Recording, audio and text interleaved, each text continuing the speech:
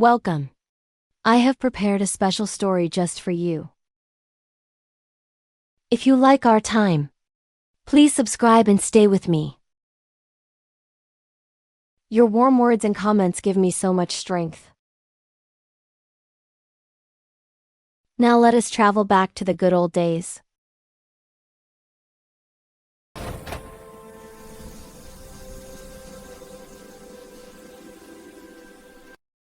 In a small fishing village of old Korea, a thick dawn mist clings to the faded thatched roofs.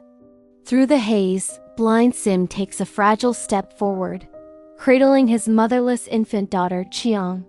Fearing her hunger more than his own darkness, the old man ventures out, relying only on a wooden staff to guide his way through the unseen world. Approaching the village well where women gather to wash, Sim bows his head in humble entreaty. Driven by a father's desperate love rather than pride, he begs for a single drop of breast milk to save his child's life. As the pitying women take the babe into their arms, tears of both shame and relief well up in the old man's sightless eyes. Years pass, and the infant has blossomed into a graceful maiden of 15. Even within the walls of their crumbling clay hut, Cheong's face shines as pure and serene as moonlight. Sitting on a worn straw mat, she meticulously mends her father's tattered clothes, her profound devotion woven into every single stitch. The fragrant steam of freshly cooked white rice rises in the early morning air.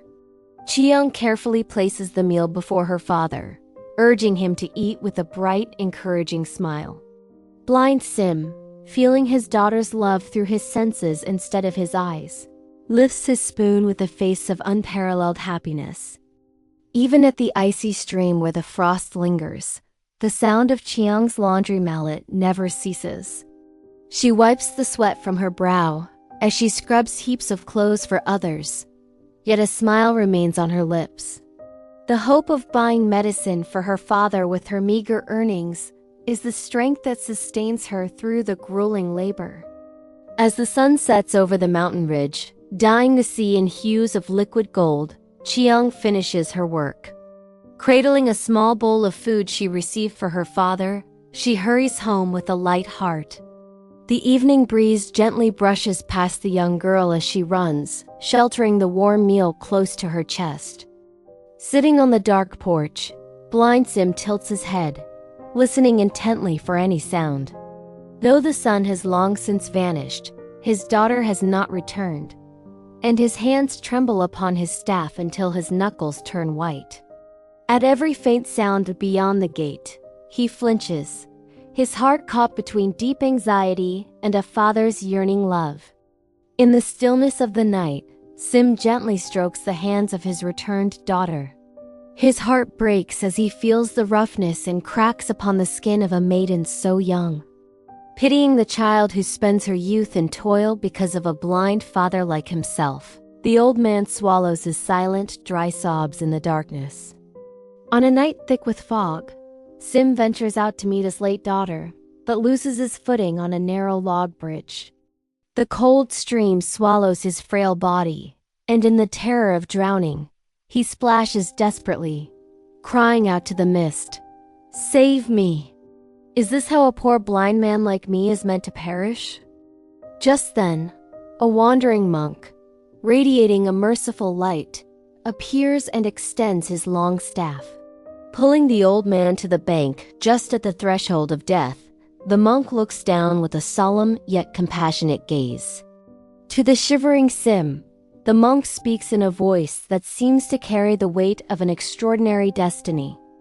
Kneeling in the field by the stream, Sim listens to the monk's profound words. If you offer 300 sacks of rice to the Buddha with a sincere heart, your darkened eyes will surely spring open.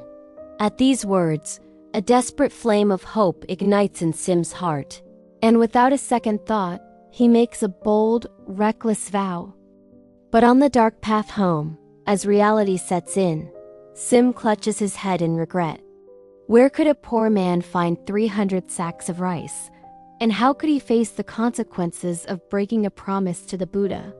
Staggering with his staff, The old man laments, wishing he had vanished beneath the cold waters of the stream. Under the flickering lamplight, Sim sighs deeply, unable to touch his food for days. His shadow trembles against the wall as Cheong watches him in silence, her heart tightening with worry. Lamenting her own helplessness in the face of her father's sorrow, thick tears begin to pool in the corners of her eyes. One night, outside the room, Cheong overhears her father's tragic soliloquy. She learns of the blind man's impossible vow and the despair it has brought. Cheong covers her mouth to stifle a cry, but as she wipes away her tears, she resolves in her heart to offer even her own life if it would save her father. Beneath the cold night dew, Cheong kneels in the backyard before a bowl of pure water. Gathering her hands toward the silver moon, the maiden prays with a trembling yet clear voice. Please, open my father's darkened eyes. Even if you take this humble life in exchange, I shall not hold any resentment toward the heavens. The marketplace is abuzz with news. Sea merchants from a distant land have posted a notice seeking a maiden to be a sacrifice to the sea god. While others shake their heads in horror, Cheong's eyes shine with a steady light. She senses that the final opportunity to banish her father's darkness has finally arrived. Cheong approaches the merchants and offers her own body. Even the rugged sailors are overwhelmed by the solemn aura emanating from the fragile young girl. Securing the promise that 300 sacks of rice will be sent to the temple, Cheong agrees to cast her fate into the violent waves of the sea. Inside the merchant house, amidst fine silks, the chief merchant asks once more, does she truly not regret this path of no return? His voice carries a hint of guilt, but Cheong nods calmly, replying that for her father's sight, even death holds no terror for her. By the dim candlelight, Cheong carefully presses her thumbprint onto the document that seals her fate. Though her fingertip quivers, her mind is filled only with the image of her father smiling brightly at the world. As the pact is made, a heavy burden of responsibility and an unutterable sorrow wash over her shoulders. On her final day, Cheong prepares her father's morning meal with the utmost care. Looking at the steaming white rice, she feels a sob rising in her throat, but forces a smile behind her lips. Every gesture in the kitchen is a painful goodbye, and her tears leave silent marks upon the wooden floor. Knowing nothing of the truth, blind Sim rejoices like a child at the news that the rice has been delivered. He dances in the yard, clutching his daughter's hand, celebrating the light he believes is coming. Watching his joy, Cheong weeps blood in her heart, while offering him her final, silent blessing. Hearing the news, the lady of Minister Jang's house rushes over and grasps Cheong's hands. She wails, offering to provide the rice herself if only the girl would not go to the terrifying waters of Indagsu. The villagers gather, their collective grief turning the garden into a sea of tears for the pitifully devoted daughter. Cheong bows deeply, expressing her gratitude for the lady's kindness, yet she does not falter. She declares that she has already made her pact with the Buddha and the merchants, and this is her destiny. Her silhouette is frail, but a resolve stronger than any warrior's leaves the onlookers with a profound ache in their chests. The night before her departure, Cheong washes her father's feet as he sleeps. Touching the rough skin of the man who walked countless miles for her, she finally breaks into a quiet, convulsive sob. Father, please forgive your daughter. Even without me, you must see this beautiful world and live a long, long life. On the morning of parting, amidst a thick fog, Cheong leaves her home dressed in pure white mourning robes. Outside the gate, the sailors wait with heads bowed in shame. Cheong looks back at her humble thatched cottage one last time, etching the scent of her childhood home deep into her heart. Waking up, blind Sim is startled by the chilling emptiness of the room. When the familiar sound of his daughter's movements does not come, he frantically fumbles across the floor, screaming her name. Cheong, where are you? Answer me. His cries echo hollowly through the deserted house. Crawling into the yard, Sim hears from his neighbors that Cheong has been sold as a sacrifice. The old man collapses onto the dirt, clutching his chest in agony. You scoundrels! What use are my eyes if my Cheong is gone? Take me instead and give me back my daughter. Forgetting his staff, Sim runs toward the port, guided only by the sound of the wind. Though he trips over stones and his knees bleed, he does not stop calling out for her. His hands reach out toward the sails of the distant ship, but he grasps only empty air as the cold sea breeze answers his cries.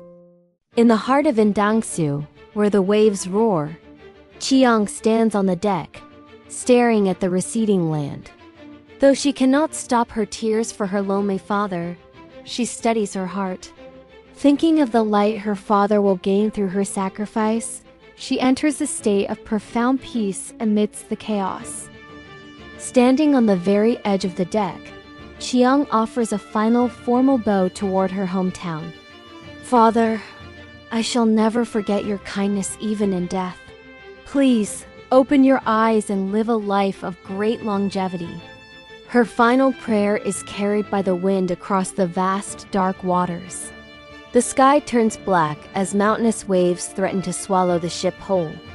The sea howls like a wounded beast amidst jagged lightning, and the terrified sailors scream for the sacrifice to be offered. In the middle of this nightmare, only Cheong remains poised and noble, awaiting the moment of her death. Father! With one last cry, Cheong covers her head with her white skirt and leaps into the churning vortex. As her slender body vanishes into the spray, the violent waves instantly pull her down into the deep. Before such sublime sacrifice, even the heavens seem to hold their breath. Miraculously, the sea becomes calm. The storm that threatened to shatter the ship vanishes, and warm sunlight kisses the surface of the water. With solemn faces, the sailors pour wine into the sea, praying for the soul of the young girl who gave her life for them, leaving only a heavy silence on the deck. Deep beneath the sea, Cheong's body descends slowly, enveloped in a mysterious blue light. Even under the water, her face remains peaceful and free of pain. Then, thousands of vibrant fish appear, surrounding her like falling petals and leading her toward a magnificent, hidden underwater palace. At the entrance of the resplendent dragon palace, adorned with pearls and coral, the Dragon King himself comes to greet her. He takes her hand warmly, praising her devotion that has moved both the sea and the heavens. Cheong is welcomed not as a victim of death, but as a sacred guest of miracle. Even amidst the dreamlike life of the Dragon Palace, Cheong cannot forget her father for a single moment. Looking at the feast before her, she worries if he is starving or if his eyes have truly opened. Her deep yearning is so sorrowful, it seems even the beautiful flowers of the sea might wither. Seeing her profound devotion and her tears, the Dragon King makes a merciful decree. Your love has crossed the wall of death. I shall return you to the world of men. He places her inside a great lotus flower and carefully sends her floating back to the blue surface of Indangsu. As the mist clears on the sea, a giant lotus radiating a brilliant light appears. Merchants passing by are struck with awe and stop their ships to witness this wonder. The flower, larger and more fragrant than any on earth, was clearly a miracle sent by the gods. The merchants decide to offer this precious flower to the king and bring it to the palace. Placed in the center of the palace pond, the lotus glows softly at night, filling the air with a celestial scent. The king, captivated by its beauty, walks by the pond every night, dreaming of its strange legend. On a night when the moon is exceptionally bright, the petals of the lotus slowly unfurl, and a woman as radiant as an angel steps forth. The king is entranced by Cheong's beauty. Realizing this is a fate decreed by the heavens, and proclaims that she shall be his queen. Cheong becomes queen and enjoys the greatest of splendors, but a corner of her heart remains as cold as ice. She misses the touch of her father's rough hemp clothes more than her own silk, and the simple meals they shared more than any palace feast. Every night, she secretly wipes away tears of longing. Seeing the queen's sorrowful expression, the king is deeply grieved. He takes her hand and tenderly asks what might bring her joy. With a trembling voice and a heart full of yearning for her father, Cheong pleads for a grand banquet to be held for all the blind people in the kingdom. Your Majesty, I wish to invite all the sightless people to the palace and serve them with the utmost care. Cheong prays in her heart thousands of times that this banquet will lead her back to her father. Moved by her deep compassion, the king immediately orders the feast to begin. The king's decree spreads to every corner of the land. News that any blind person may come to the palace to eat and be merry brings hope to the sightless everywhere.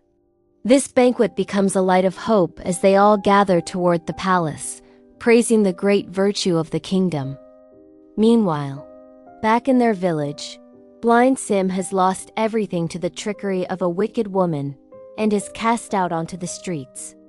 The precious rice sacks left by Cheong have vanished into the hands of others, and he survives day by day as a beggar. His soul is already dead, crushed by the guilt of sending his daughter to her death. Sim also hears of the banquet and prepares for the journey to the capital. His steps are heavy as he relies on his broken staff. I must go, even if only to appease my Cheong spirit. Lamenting his miserable fate, he crosses many a treacherous mountain path toward the palace. At an inn along the way, the woman who accompanied him steals his remaining belongings and flees while he sleeps. She never intended to care for a blind man until the end. Abandoned in the darkness, Sim calls out for her, but only the cold night air and the sound of insects answer him. Waking up, Sim realizes he has been discarded once again. He beats the cold floor, wailing against the harshness of the world. Cheong, I miss you.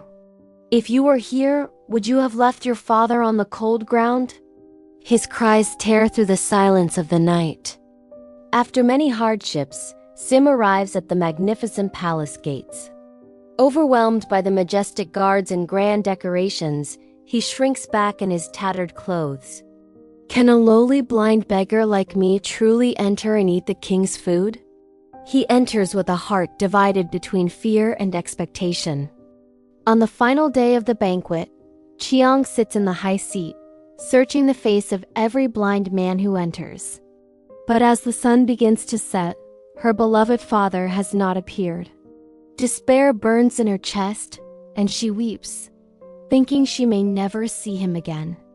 As the feast is nearing its end, an emaciated old man enters a corner of the hall, his head bowed low. With clothes turned to rags from the long journey and a face covered in dust, he looks more like a man burdened by sin than one hungry for food. It was Sim, the father Cheong had been waiting for. Cheong feels a tremor through her whole body at the familiar sound of a dragging staff. That sound, those hunched shoulders, her heart begins to pound wildly. She stands up abruptly, staring down with trembling eyes to confirm the face of the old man. Father! Forgetting all royal decorum, Cheong gathers her long skirts and runs down the stairs. The courtiers are startled and try to block her path, but she pushes past them, running only toward her father. Her cry silences all the music and captures every gaze in the hall. Cheong falls at her father's feet, grasping his withered hands. Father, it is I, Cheong. Your daughter who threw herself into the sea has returned to you. She buries her face in the old man's chest, pouring out all the years of sorrow in a torrent of tears. Blind Sim trembles at the sudden voice of his dead daughter. He reaches out with convulsing hands, fumbling across the face of the woman before him. Cheong? My daughter died in the deep cold sea. Are you truly my Cheong? Am I dreaming? Cheong places her warm hands over her father's eyes and cries out to the heavens. Heavens, look upon us. You saved my life, so now please open my father's eyes. Let him see his daughter's face just once. Her desperate prayer shakes the very foundations of the palace. At that moment, a brilliant golden light begins to seep into Sim's eyes. A crack of light breaks through his lifelong darkness, and his eyelids open slowly amidst both pain and ecstasy. All other sounds fade away as the moment of the miracle fills the banquet hall. Blind Sim has finally opened his eyes. The bright light of the world pours into his sight, and he looks at the woman before him with wonder and joy. Cheong, my daughter Cheong! You are alive? My eyes are open. I can see your face before anything else in this world. The father and daughter embrace, their tears washing away the years of hardship and sorrow. Moved by this miracle of devotion, all the other blind people in the yard suddenly open their eyes as well in a breathtaking spectacle. Cheong whispers, "Father, I will never let go of your hand again. Let us see this bright and beautiful world together." Over the calm sea, a peaceful sunlight shines, leaving a deep resonance throughout the land that sincere devotion can move the heavens. True love finds a way even in darkness, and sacrifice eventually blooms into a miracle. Today, hold your loved ones close once more. That is the true path to facing the brightest light in our lives. Thank you for your precious time, and for staying with me until the end.